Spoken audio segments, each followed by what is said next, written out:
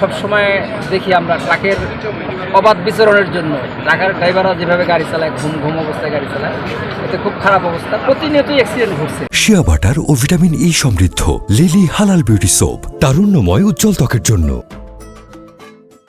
আমাদের প্রশাসনের লোকের সতর্ক হওয়া উচিত এই অ্যাক্সিডেন্টগুলো থেকে বিরত থাকার জন্য, এবং ট্রাক ড্রাইভারদের, সমস্ত ড্রাইভারদের সতর্ক করা উচিত যাতে এই ধরনের অনাকাঙ্ক্ষিত ঘটনা আমরা বনপাড়া থেকে কাছিকাটা পর্যন্ত খুব অ্যাক্সিডেন্টটা খুব বেশি হয়।